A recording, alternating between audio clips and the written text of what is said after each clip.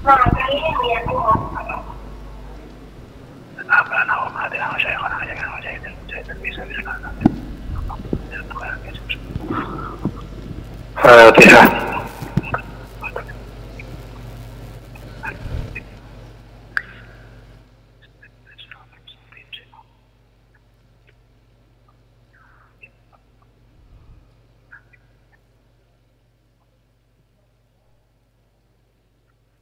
Bismillahirrahmanirrahim. Alhamdulillahirabbil alamin wa bihi nasta'inu ala umuri dunya waddin. Wassalatu wassalamu ala asyrafil anbiya'i wal mursalin sayyidina Muhammadin wa ala alihi wa sahbihi ajma'in. Qala Syekhul Musannif rahimahullahu ta'ala wa nafa'ana bihi wa bi'ulumihi wa amaddana bimadadihi wa afada alaina min barakatihi wa asrarihi fid darain amin. Bismillahirrahmanirrahim. الحديث الثالث والعشرون الحديث adapun hadis الثالث والعشرون yang ke-23 ma naqasat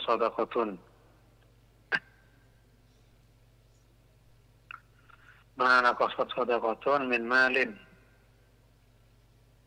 wa ma zadallahu 'abdan bi'afwin illa 'izzah. Ma naqasat tidaklah berkurang sadaqatun apa sedekah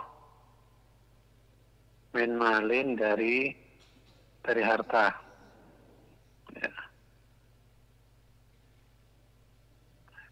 Wa ma zadallahu 'abdan wa ma zada dan tidaklah menambah Allah siapa Allah 'abdan kepada seorang hamba bi'afwin dengan memaafkan, menambah illa izzan illa kecuali izzan mulia.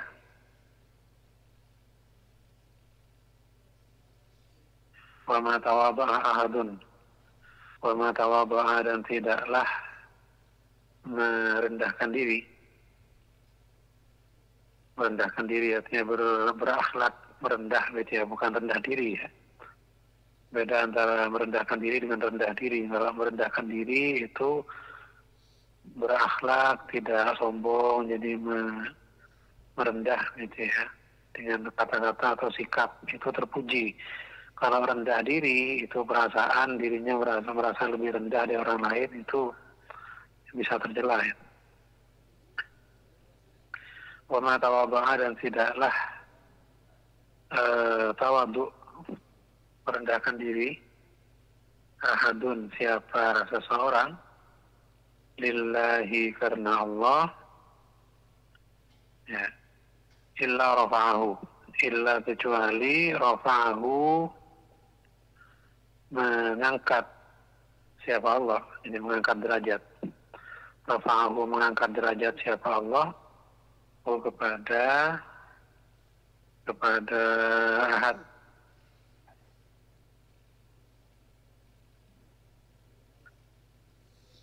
Ya, jadi sedekah harta itu tidak akan membuat harta itu berkurang, ya. Bahkan akan menambah harta itu, ya. Setidaknya menambah barokahnya. Wa ma zadallahu 'abdan bi'afwin illa 'izzah.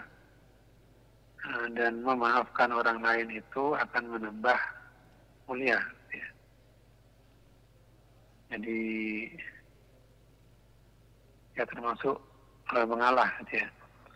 Mengalah bukan berarti kalah, gitu. Itu termasuk bentuk memaafkan, ya. Jadi dengan memaafkan kita akan dimuliakan oleh Allah. Kalau dibalik, kalau tidak mau memaafkan, ya tidak akan dimuliakan oleh Allah.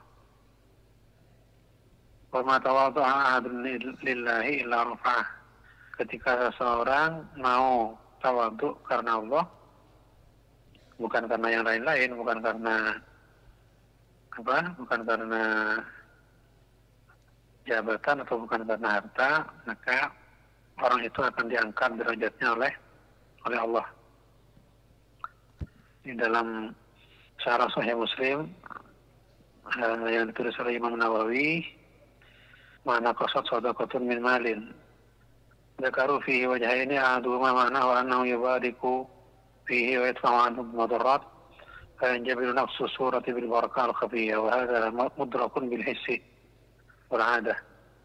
والثاني أنه وإن قصد صورته كان في ثواب مرتب عليه جبر لنفسه وزيادة إلى ضعف كثيرة.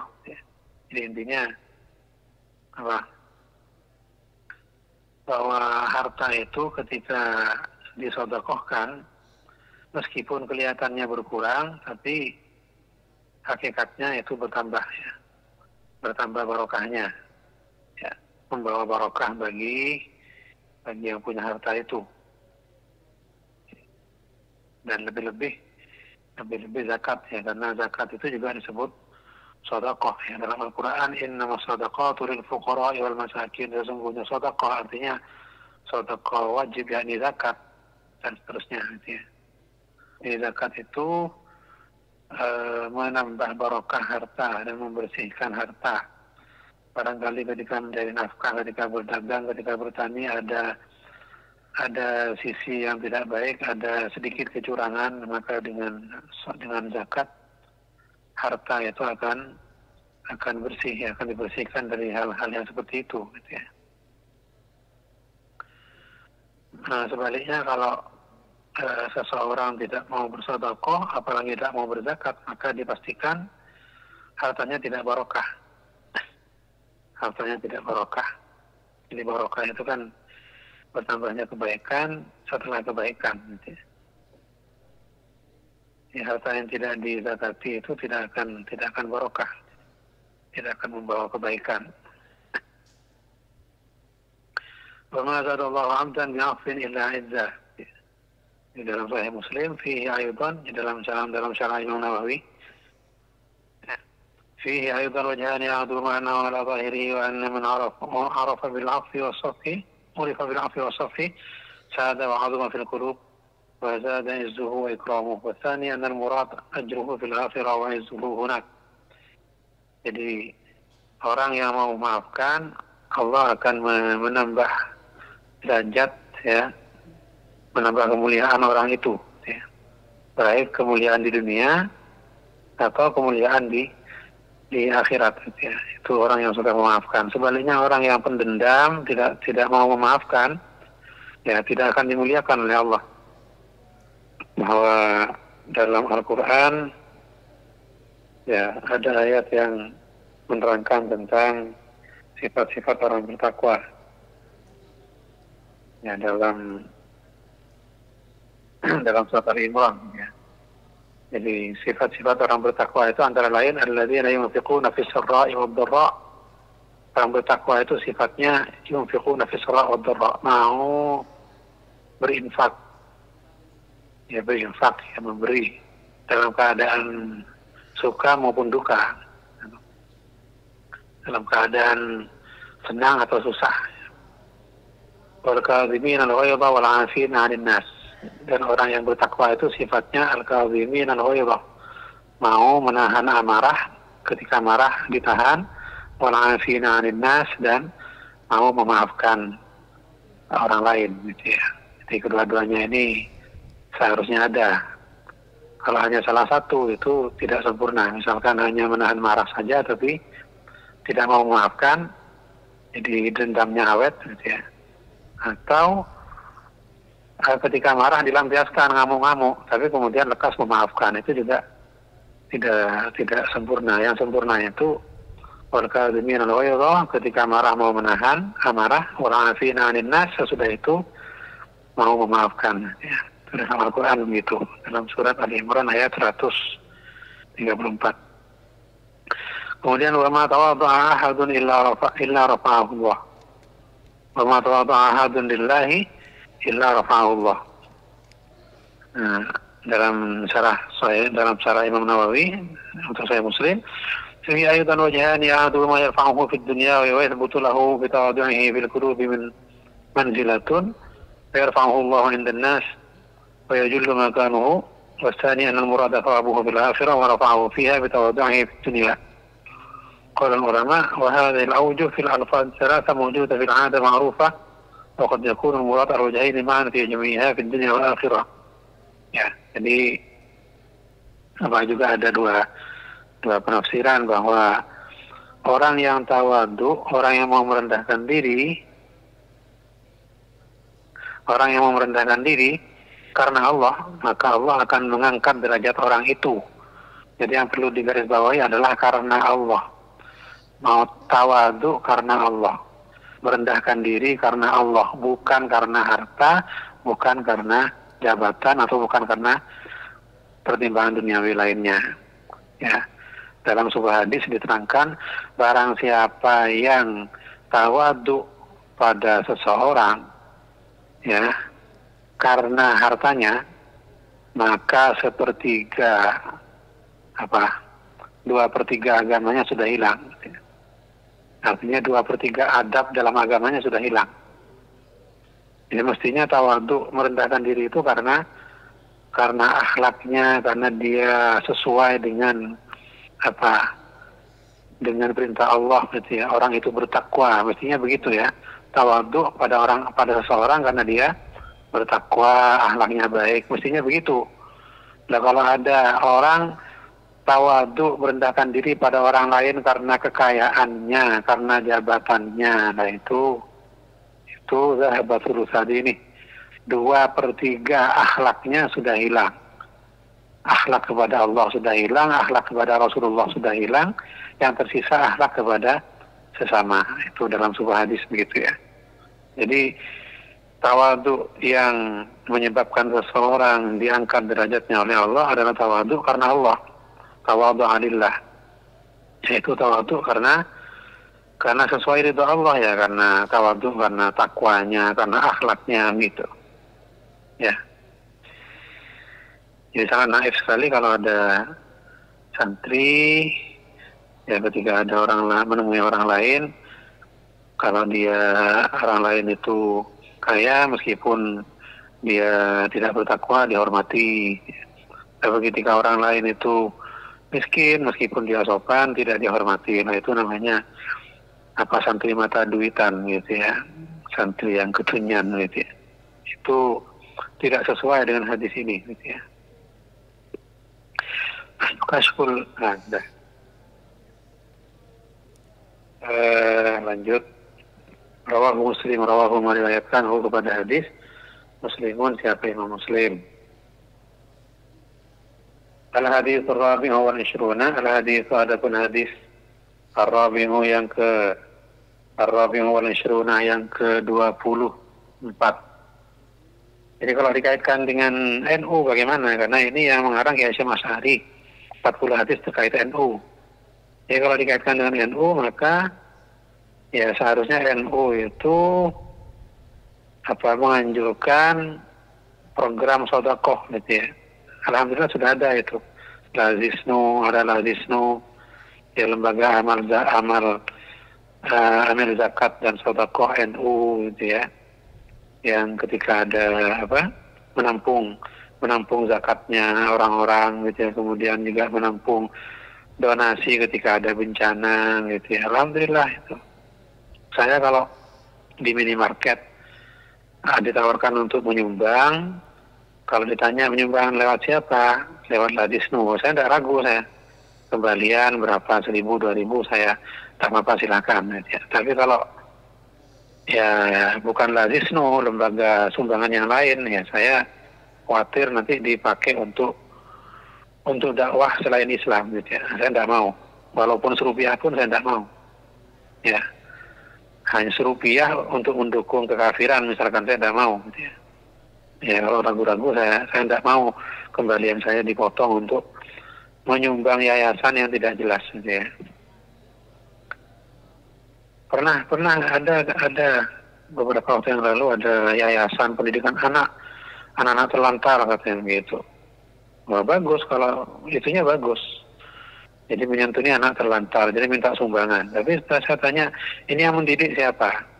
Anak terlantar itu dididik oleh siapa? Apakah diajari sholat atau ngaji apa enggak? Ya yang petugasnya bilang enggak tahu Pak, tergantung agamanya. Wah, ini berarti enggak jelas ini. Jangan-jangan nanti diajari ajaran agama lain, udah ini berarti mendukung kekafiran nanti.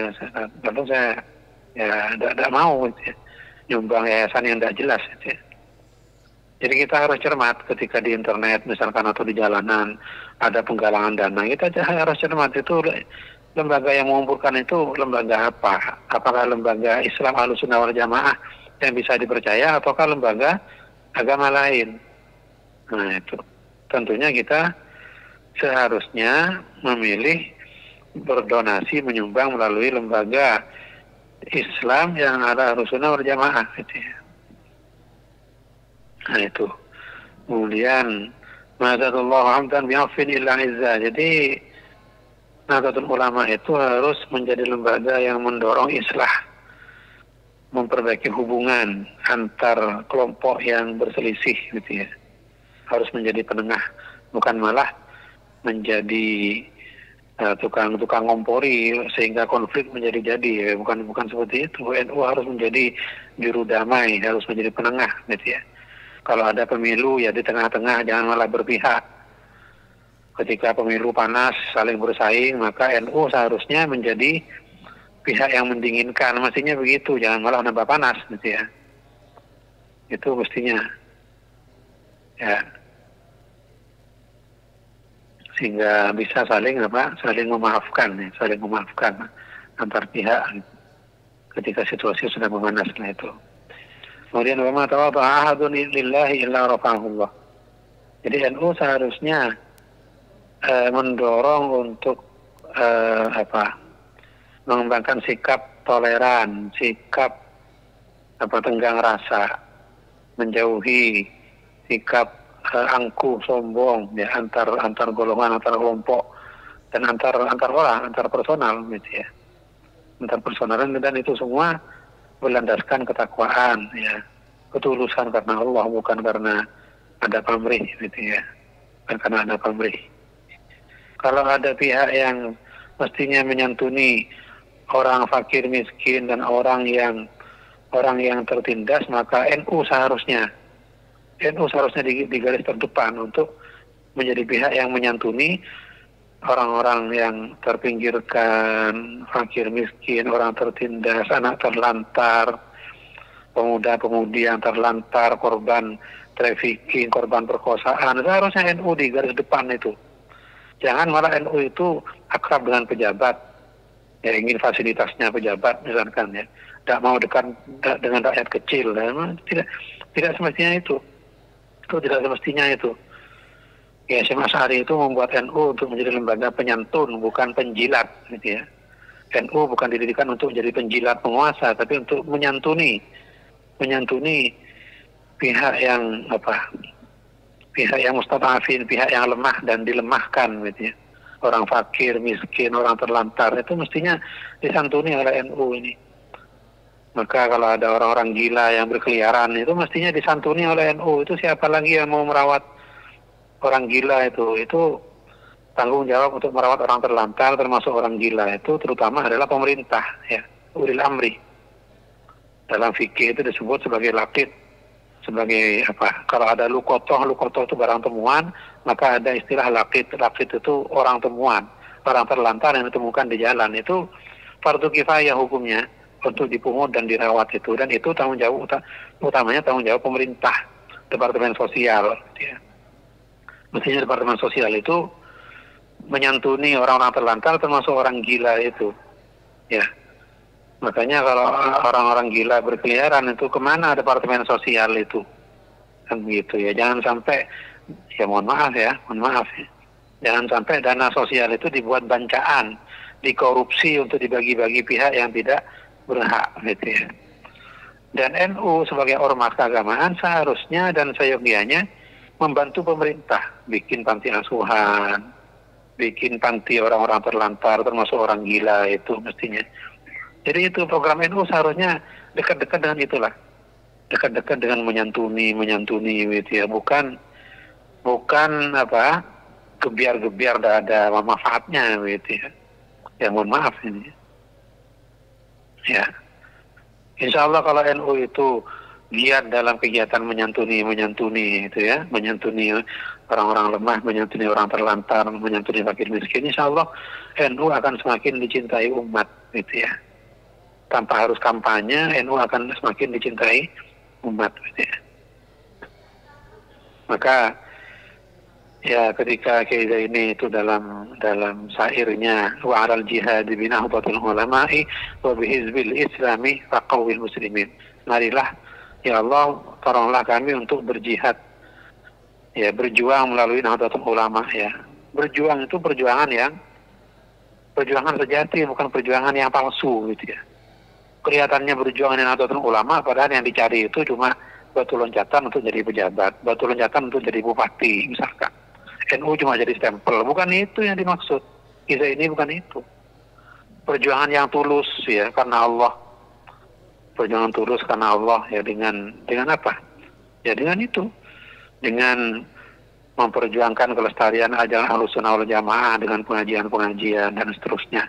Kemudian dengan menyantuni orang-orang yang lemah, orang terlantar, wakil miskin dan seterusnya itu. Itu perjuangan yang sejati ya dalam Nahdlatul Ulama. Ya. Dan itulah yang dimaksudkan oleh ini dalam wa 'alal jihad bi nahdlatil ulama'i wa bihizbil islami faqawil muslimin. Ya Allah, bantulah kami, tolonglah kami agar bisa berjihad melalui Nahdlatul Ulama, berjuang melalui Nahdlatul Ulama dan melalui partai Islam. Faqawil muslimin, maka kuatkanlah umat Islam. Dengan NU dan partai Islam kita berharap umat Islam akan kuat, dan ketika umat Islam kuat diharapkan menjadi rahmatan lil alamin, rahmat bagi semesta alam, rahmat bagi umat Islam sendiri, rahmat bagi non-muslim, rahmat bagi hewan, rahmat bagi tumbuhan, rahmat bagi lingkungan, semuanya rahmatan lil alamin. Ya. Rawahu Muslim.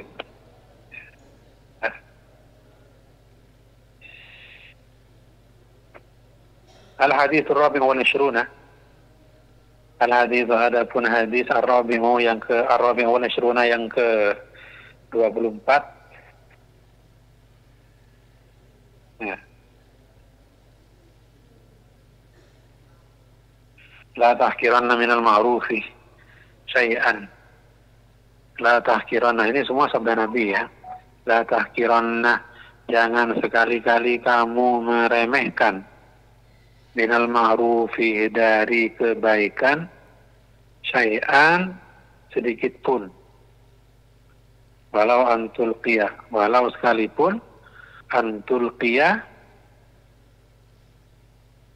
menemuinya kamu, antul qiyah, menemuinya kamu, akhoka, kepada saudaramu, biwajihin tolikin, biwajihin dengan wajah, tolikin yang ceria atau berseri-seri gitu ya.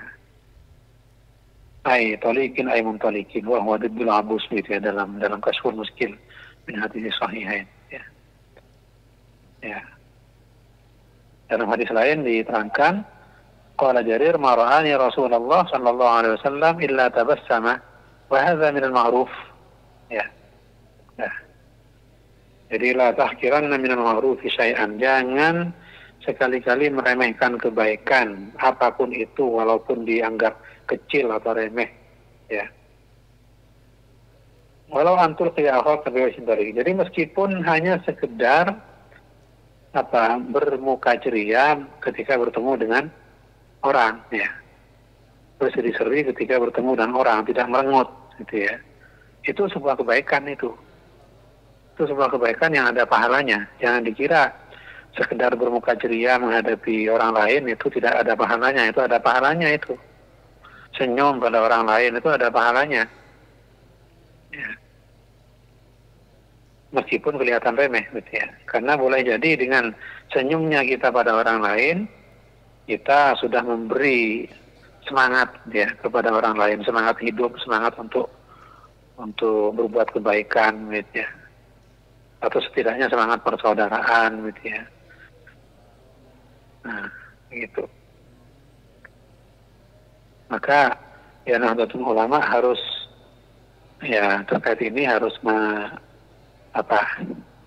mengupayakan hubungan yang baik antar anggotanya, hubungan yang baik antar umat gitu ya, sehingga satu sama lain tidak saling merengut tapi saling senyum gitu ya. Gimana caranya itu? Ya. Bahwa dalam riwayat Imam Jarir, marani Rasulullah sallallahu alaihi wasallam ila tabassam. Jadi Rasulullah selalu terlihat tersenyum gitu ya. Bahkan ketika beliau marah itu tidak lalu meledak-ledak, tapi memerah gitu ya, wajahnya memerah dan seterusnya itu. Nah itu.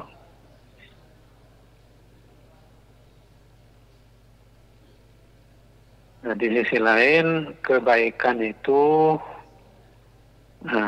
sesuatu yang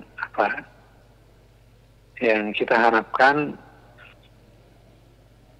untuk menjadi syafaat ya, untuk menjadi sebab ridho Allah kepada kita gitu ya. Dan itu kita tidak tahu itu. Jadi kita mungkin sholat, puasa, kemudian sholat, puasa, baca Quran, itu kebaikan. Berkata ramah kepada orang itu kebaikan gitu ya.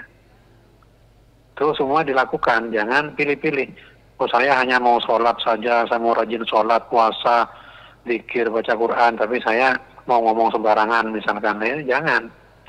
Karena ngomong baik, berkata-kata baik itu termasuk kebaikan. Kalau kita meremehkan kebaikan, misalkan yang penting saya baca Quran, rajin sholat, rajin sholawat, ketika ngomong dengan ibunya ngomong sembarangan. Jadi kesannya itu cuma ngomong sembarangan, tapi ternyata di balik itu ada dosa besar. Kenapa? Karena orang yang dia omongi sembarangan itu adalah orang tuanya. Ya, bisa hilang itu, bisa kalah itu. Dosanya ngomong sembarangan pada orang tua, ya, itu mengalahkan pahala baca Qur'annya, pahala tarawihnya, itu bisa kalah itu. Bisa jadi seperti itu. Karena itu jangan pilih-pilih kebaikan. Semua kebaikan kita lakukan ya. Kita lakukan ya. Baik kebaikan yang sifatnya ibadah mahabbah maupun kebaikan yang sifatnya ibadah sosial, semua kita lakukan. Ada sebuah kisah dalam termasuk kebaikan kepada hewan. Ya ada ada kisah yang saya baca di Marakil Umudiyah, Syarah Bidayatul Hidayah. Seorang ulama besar, saya lupa namanya itu. Seorang ulama besar dikenal sebagai ulama besar. Alim, alama, kemudian ahli ibadah. Ya, beliau meninggal, beliau wafat. Nah, lalu tidak lama kemudian sahabatnya itu bermimpi. Mimpi bertemu dengan ulama besar itu, lalu nanya, "Ya Syekh, Anda ini tentunya sekarang sudah dimuliakan oleh Allah di alam barzah karena ilmu Anda, karena amal Anda yang banyak." Ya, lalu dijawab oleh Syekh tadi, "Alhamdulillah saya dimuliakan oleh Allah di alam barzah, tapi bukan karena ilmu saya, bukan karena ibadah saya. Saya dimuliakan oleh Allah karena amal saya suatu malam di musim dingin yang menggigil, saya datang ke rumah, ya, kemudian saya melihat di dekat pintu rumah saya ada kucing yang kedinginan. Lalu saya masuk rumah, saya ambilkan selimut, saya selimuti kucing itu, dia tidak kedinginan. Ternyata itu yang membuat saya dimuliakan oleh Allah. Bukan ibadah saya, bukan pengajian saya yang kata orang viral hebat dan lain sebagainya. Bukan itu. Jadi betapa hanya menyelimuti kucing di malam yang dingin menggigil itu membuat seorang ulama besar dimuliakan oleh Allah ya. Itu di kitab Saya di kitab Marakil Umudiyah itu ya. Jadi jangan kebaikan walaupun hanya sekitar menyelimuti kucingnya atau memberi makan kucing misalkan. Siapa tahu amal itu yang diterima oleh Allah, amal itu yang ikhlas dan Allah, sedangkan amal ibadah kita yang lain kurang ikhlas misalkan gitu ya.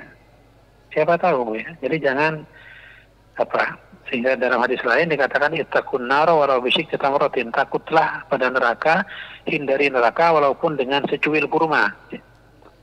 Kalau hanya mampu bersedekah satu biji kurma tidak mampu, hanya secuil saja, ya tidak apa-apa. sedekah saja gitu ya.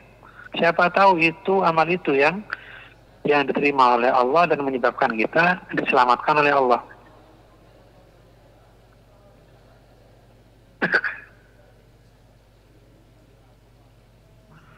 Al-haditsu ya rawahu Muslimun, rawahu meriwayatkan kepada hadis Muslimun, siapa Imam Muslim. Al-haditsul khamis wal ishruna, al-haditsu adapun hadis al-khamis wal ishruna yang ke-25. Jadi kalau dikaitkan dengan NU, la tahkiranna minal ma'rufi syai'an walau an tulki akhaka bi wajhin talikin, yaitu jadi NU ya mendukung semua bentuk kebajikan, ya tidak meremehkan segala macam bentuk kebaikan, semua didukung gitu ya, semua didukung. Dan ya jangan ta'assub gitu ya. Kadang ada orang itu ya mohon maaf ya, hanya fanatik saja tapi tidak berdasarkan ilmu ya. Fanatik dan meskipun tidak ilmiah gitu ya. Jadi tahunya NU itu kunut, sehingga kalau ada orang tidak kunut, diserang, oh kamu ini anti NU, kamu bukan NU, hanya gara-gara tidak kunut. Padahal kalau kita telah dalam kitab mazhab yang 4, ya, yang kunut itu Imam Syafi'i, sedangkan Imam Malik, Imam Abu Hanifah itu tidak kunut subuh, gitu ya. Kenapa harus atau fanatik-fanatikan misalkan hanya mau menghargai imam yang kunut dan tidak mau menghargai imam yang tidak kunut misalkan lah ini. Kalau orang berilmu tidak akan begitu. Yang repot itu ya mohon maaf ya, orang yang tidak berilmu ya, hanya karena tidak mau kunut tidak dihargai, hanya karena tidak ya tidak tahlilan misalkan tidak dihargai. Misalkan itu ya masih khilafiyah lah, masih khilafiyah. Ada yang membolehkan, ada yang setuju, ada yang tidak setuju, ada yang mengamalkan, ada yang tidak mengamalkan gitu ya. Ya. Al-haditsul khamis wal ishruna, al-hadits adapun hadis al-khamis wal ishruna yang ke-25. Ar-rajulu ala dini khalilihi, ar-rajulu adapun seorang laki-laki ala dini khalilihi, ala dini ialah menurut agamanya, ala dini ialah menurut agamanya, khalilihi ay sahibihi dalam Faidul Qadir gitu ya. Dini khalilihi ay sahibihi, ala dini menurut agamanya khalilihi sahabatnya, ar-rajul falyanzur ahadukum man yukhalil. Falyanzur maka hendaklah memperhatikan. Falyanzur maka hendaklah memperhatikan. Ahadukum siapa salah seorang kalian, man kepada siapa, yukhalilu berteman siapa, ahadukum ya. Jadi teman itu sangat berpengaruh ya. Akhlaknya teman itu bisa menular ya, apalagi teman hidup ya. Pada umumnya orang itu akan terpengaruh oleh teman akrabnya, akan terpengaruh oleh teman akrabnya, terutama teman hidupnya. Suami akan terpengaruh oleh istrinya, istri akan terpengaruh oleh suaminya, seseorang akan terpengaruh oleh teman akrabnya ya. Makanya dalam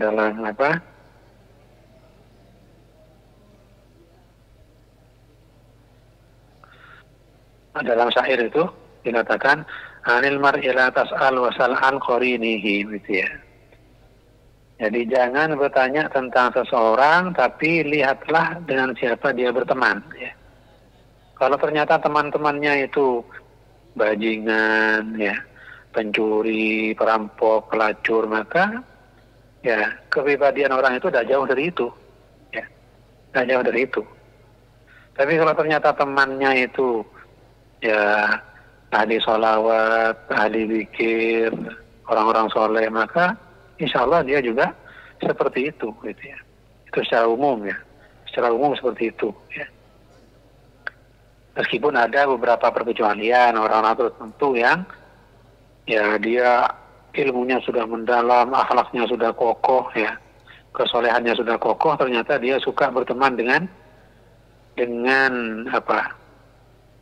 Dengan orang-orang yang tidak soleh gitu ya. Ya, dengan niat berdakwah. Ya. Maka orang seperti ini ya bukan berteman, namanya berdakwah ya, berdakwah. Ya. Dia akan mendapat pahala dakwah gitu ya. Akan mendapat pahala dakwah.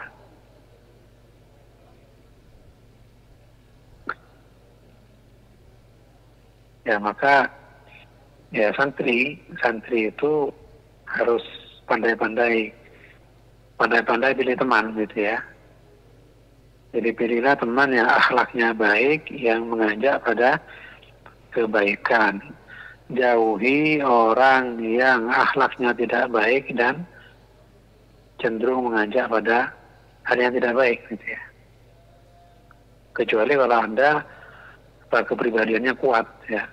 Tidak mudah terpengaruh, bahkan bisa mempengaruhi, bisa mendakwai ya, maka ya silahkan gitu ya.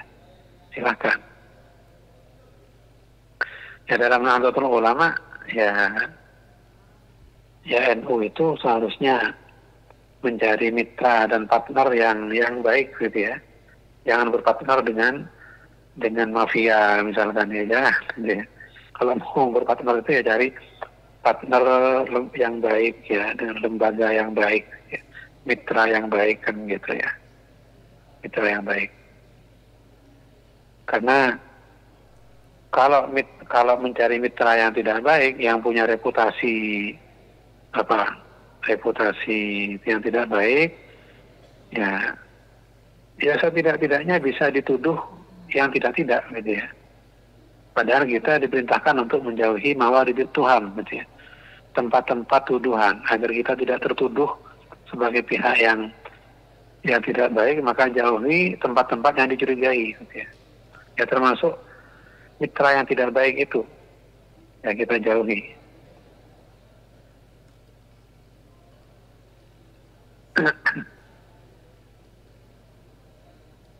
Al-hadithu sadisu wal ishruna al-hadithu adabun hadith as-sadisu wal ishruna as-sadisu wal ishruna yang ke-26 ya. Man tashabbaha biqaumin fahuwa minhum ya.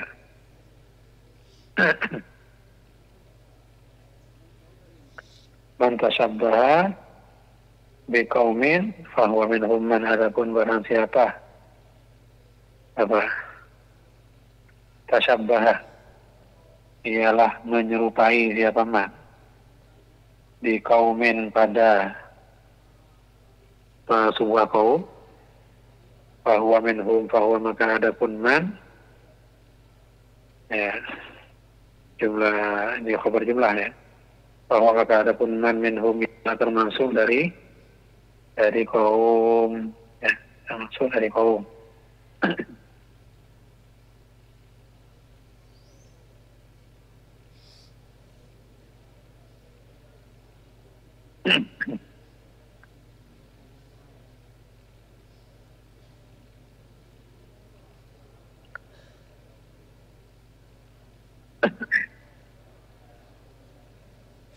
Jadi hadis ini mengandung peringatan agar kita jangan meniru-niru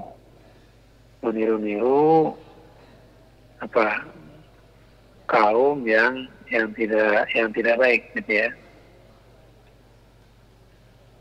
Jangan meniru-niru, bahkan meniru-niru perilaku non-muslim ya, Yahudi dan Nasrani dan yang lainnya gitu ya. Dan yang lainnya ya. Bahwa Rasulullah ketika menganjurkan puasa Asyura, puasa tanggal 10 Muharram, dan ternyata puasa 10 Muharram itu biasa dilakukan oleh orang Yahudi, maka Rasulullah bersabda khalifil Yahud ya. beliau memerintahkan untuk puasa Tasu'a, puasa tanggal 9-nya. Ya. Ilatnya apa? Untuk membedai orang Yahudi agar tidak sama dengan orang Yahudi. Ya. Kalau orang Yahudi juga puasa Asyura, maka orang Islam puasa Asyura dan Tasu'a gitu ya. Agar beda dengan orang Yahudi gitu ya. Jadi beda dalam ibadahnya gitu ya. Ketika orang Yahudi itu melihara kumis ya, maka umat Islam diperintahkan untuk melihara jenggot gitu ya.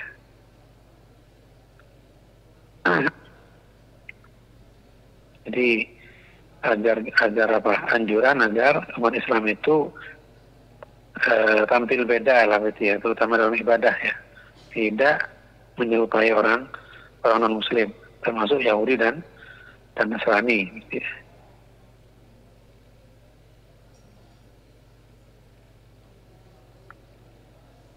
Dulu ketika sebelum azan disyariatkan itu banyak usulan ya dari para sahabat itu. Banyak usulan, ada yang usul api, ada yang usul lonceng segala macam, tapi ya akhirnya dipilih lafaz adzan ya untuk penanda masuknya waktu sholat gitu ya. Jadi jelas ini ya, jelas kita itu sebagai umat Islam dianjurkan untuk ikut sunnah Rasulullah, ikut sunnah Nabi.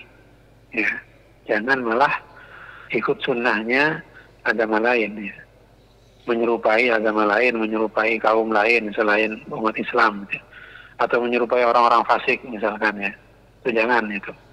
Kalau mau mirip ya mirip orang-orang soleh saja, jangan mirip orang fasik. Ya. Jadi misalkan santri pakai anting, laki-laki pakai anting, itu jangan, tidak boleh itu. Karena laki-laki pakai anting itu kebiasaannya preman gitu ya, kebiasaannya orang tidak baik. Gitu ya. Man tashabbaha biqaumin fahuwa minhum, barang siapa yang menyerupai satu kaum maka dia termasuk dari kaum itu. Ya. Pakai celana misalkan ya, pakai celana jin, kemudian disobek-sobek misalkan lututnya, nah itu kan menyerupai orang-orang yang yang tidak soleh gitu. Jangan ya. Ya kalau pakai celana ya pakai yang baik-baik gitu ya. Pakai pakaian celana yang baik-baik. Atau gaya rambut misalkan ya. Rambut ya istilahnya pang, japung ya. Kayak kipas, kayak dinosaurus gitu ya, yang racang itu kan gayanya anak jalanan yang terlantar, yang tak jelas itu, yang mohon maaf ya, sepertinya tidak sholat gitu ya. Seperti itu kok ditiru oleh santri, yang tak baik lah. Kalau mau meniru itu tirulah orang yang penampilannya orang yang akhlaknya baik ya. Apalagi misalkan meniru ikut-ikutan pakai salib misalkan ya, naudzubillah ya. Salib itu kan lambang syirik ya, lambang menyekutukan Allah, mengatakan Tuhan ada 3 lah gitu. Nah kalau orang Islam pakai salib, khawatir akidahnya melenceng, nanti murtad gitu ya, khawatirnya begitu. Jadi janganlah, umat Islam jangan pakai salib ya. Tashabbaha biqaumin fahuwa minhum. Bahkan ada hadis yang menyatakan ini, la tattabi'anna sunana man kana qablakum hadwa al-qadha bil qadha hatta law dakhalu juhra dabbin la dakhaltumuhu. Qalu ya Rasulullah al-yahudu wan nasara, qala faman? Ya. Rasulullah mengingatkan kalian ini bisa terjerumus mengikuti perilakunya orang Yahudi dan orang Nasrani. Sehingga andai kata orang Yahudi Nasrani itu mau masuk ke lubangnya biawak, kalian akan ikut masuk lubang biawak gitu ya. Saking patuhnya gitu ya. Dan sekarang mulai terjadi itu. Kalau di barat ngetren misalkan ngetren sepak bola, maka umat Islam juga ikut-ikutan sepak bola. Kan awalnya yang sepak bola itu kan orang-orang barat non muslim kan, Yahudi dan Nasrani kan awalnya itu. Sepak bola itu zaman Rasulullah kan tidak ada itu. Jadi ikut-ikutan sepak bola. Ketika orang non-muslim tinju, umat Islam ikut-ikutan tinju, kan gitu. Ya meskipun tidak semua yang diikuti itu haram, diharamkan, ya tidak semua. Ya. Kalau itu olahraga yang mubah, ya silahkan saja. Ya. Asalkan jangan yang sampai menjurus pada haram, apalagi menjurus pada murtad, ya jangan sampai. Ya. Jangan sampai. Dan banyak ya yang dikatakan sebagai tren, ya trendsetter, ngetren itu kadang-kadang ngetren di barat gitu ya. Sesuatu yang dilakukan oleh orang barat yang notabene Nasrani atau Yahudi, kemudian umat Islam ikut-ikutan ingin meniru itu dengan apa? Karena alasan ingin ikut tren. Nah itu kan ya apa? Sudah diingatkan oleh Rasulullah agar jangan seperti itu. Umat Islam agar jangan seperti itu, selalu ikut-ikutan orang Yahudi dan Nasrani, ya. Ya. Jadi jangan latah apa suka ikut-ikutan orang, ya. Kalau yang diikuti itu hal yang tidak baik, ya. Apalagi hal yang menjurus maksiat, apalagi hal yang menjurus kekafiran atau murtad, jangan sampai ditiru-tiru gitu ya.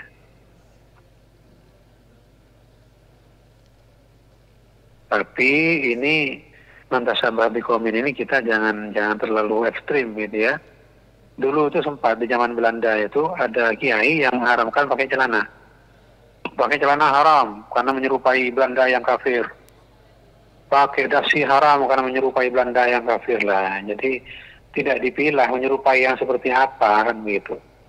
Menyerupai yang seperti apa. Kalau asal serupa itu tidak boleh ya banyak yang serupa gitu ya. Biasanya yang duluan itu dianggap trendsetter, yang datang belakangan dianggap follower, dianggap menyerupai. Biasanya gitu kan. Jadi ada batasannya ini ya, serahkan pada ahli ilmu gitu ya. Serahkan pada ahli ilmu. Tapi kurang lebih batasannya adalah maksiat atau tidak maksiat, dosa atau tidak dosa. Ya selama itu tidak dosa, ya barangkali ya baik-baik saja lah. Ya. Tapi kalau sudah dosa itu jelas tidak boleh. Apalagi menjurus pada kekafiran atau murtad misalnya, jelas tidak boleh itu. Jelas tidak boleh.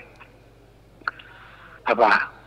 Misalkan apa? Ketika Natal ya, ikut berpakaian Natal, berpakaian Sinterklas misalkan ya, ikut-ikutan buat pohon Natal itu, kalau saya khawatir ya, karena pendapat ulama itu berseliweran tentang hal itu. Ada yang mengatakan, wah ini sudah murtad, ada yang mengatakan dan lain sebagainya. Gitu. Jadi kita jangan melakukan hal yang ada ulama yang melarangnya atau mengatakan itu murtad, ya naudzubillah. Kita jauhi itu. Kita jauhi. Jadi jangan kalau ketika Natal jangan ikut-ikutan pakai pakaian Sinterklas atau ikut-ikutan pohon Natal dan macamnya. Bahkan ketika tahun baru jangan ikut-ikutan perayaan tahun baru, karena itu bukan tradisi Muslim itu. Zaman Nabi tidak ada, zaman sahabat tidak ada, zaman tabi'in tidak ada, gitu ya. Tuh. Ya.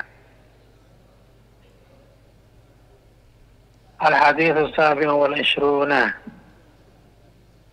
Wallahu a'lam. Cukup dulu. Wassalamualaikum warahmatullahi wabarakatuh. أنام القادم لا يمل سماعه تنزل